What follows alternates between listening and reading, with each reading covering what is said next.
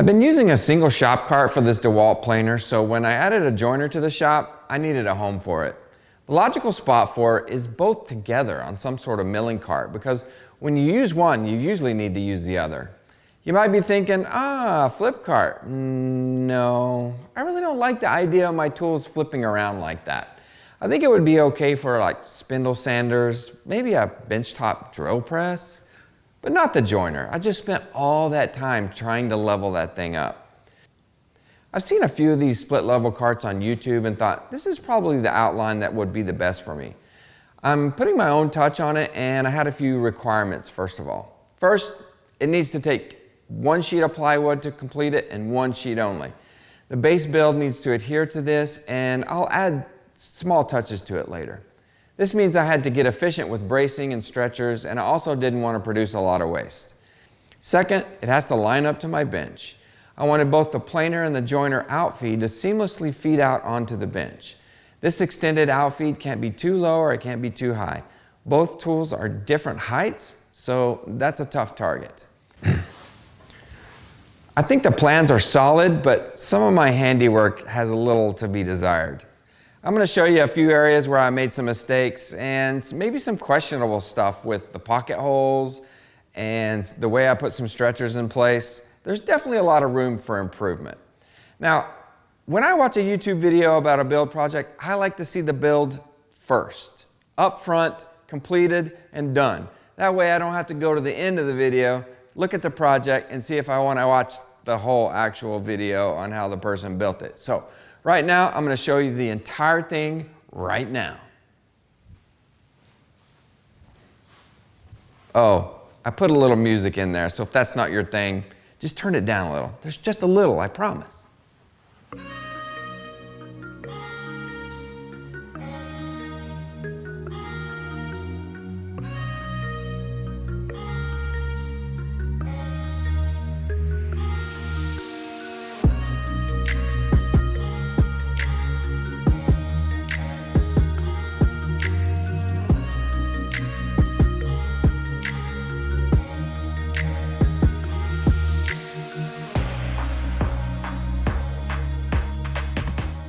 I picked up a maple 4x8 sheet at Lowe's for $60 some odd.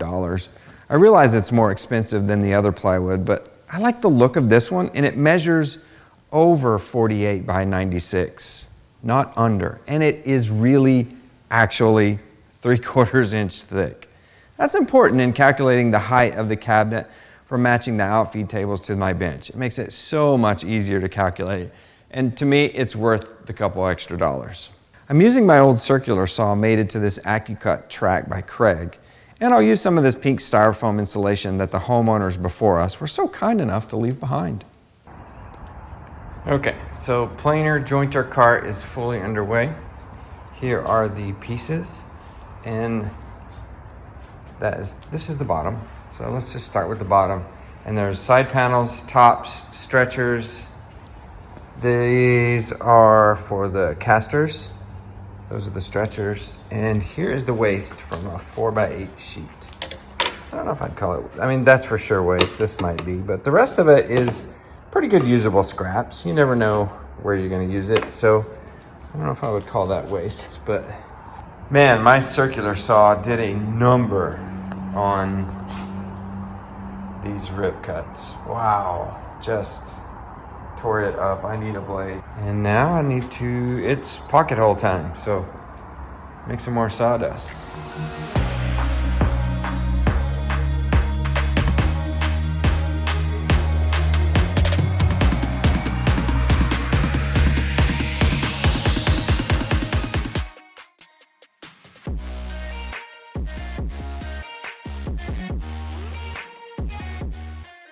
But I got more pocket holes to do, and then we're gonna throw this thing on its side and see if I can't square it up.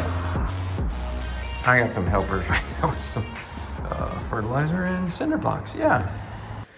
I was a little concerned about keeping everything square and together for this cart, but putting it back on its back and using the stretchers from the plan actually worked really great.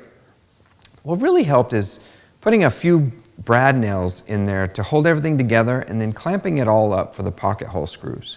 The plan calls for both sides of the cart to be symmetrical side to side. They're just different in height. There are 2 stretchers for each side, and you can use the extra 2 to help you get the cabinet started.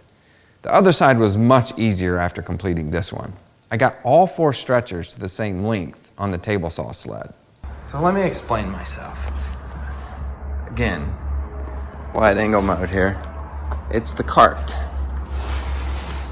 Planer's on the top, and then the jointer will be a little lower. So I planned these stretchers, right, to help me space things, and it worked perfectly. Now, for some reason, when I had it on its side, I put the stretcher there. I originally, when I wrote the plan, I put stretchers like this, but I guess that it doesn't matter. All I'm doing is giving it bracing and structure, right? So I also have these over here. So I just measured it. I'm sorry that I'm jumping everywhere. I just measured it, and it measures perfectly. So this, I agree, it's not pretty. I had planned on using some pine or some poplar, and after we're done, maybe trim it out. Maybe dress this pig up a little bit, right? So what did I do? I did the pocket hole 101 error. I did the wrong side. So I had to go back and do the other side, which makes it pocket hole Swiss cheese. So looks like I will be doing a lot of trim work over here. But you can see the pocket holes go towards the meat of the board, right? So they have to go like this, towards the meat. They can't, what I've been taught is they can't go this way and go out to the outer edges of the board. So yes, it's not pretty, but it's effective, it works. Okay, quick little method to clamp up some ledges to hold the stretcher. Clamp the box together. Put nails in between pocket hole areas. And now we'll put the pocket holes in, give it the strength it needs.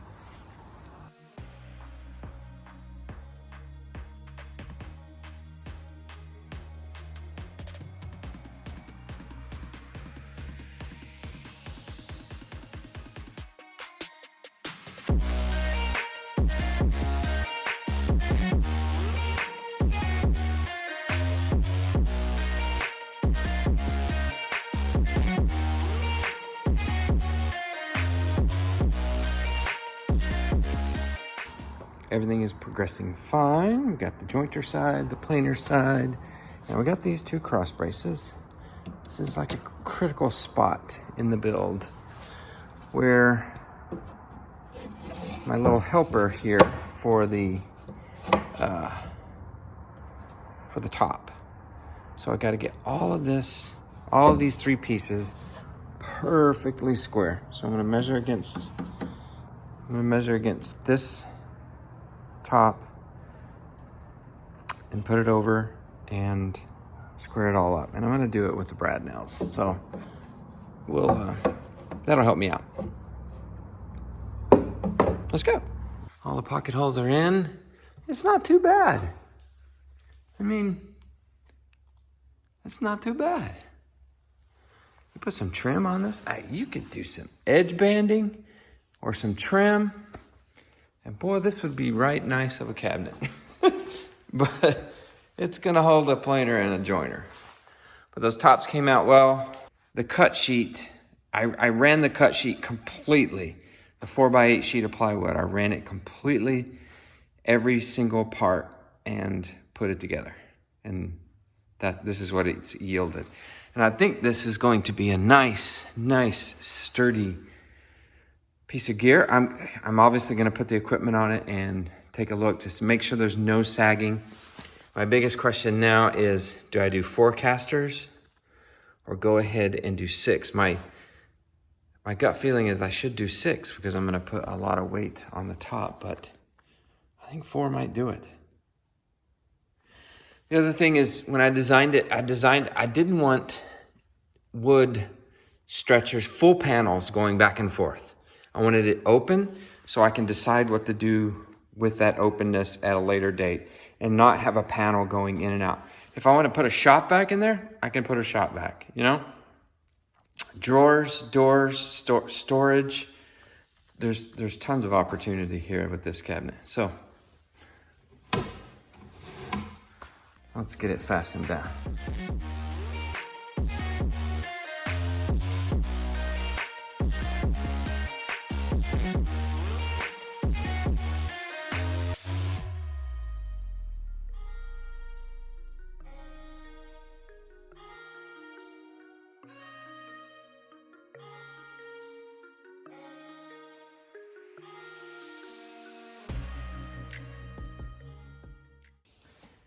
Here's something that slipped by me in the design process. So I've got this stretcher here to hold this top, but I've got no way to fasten.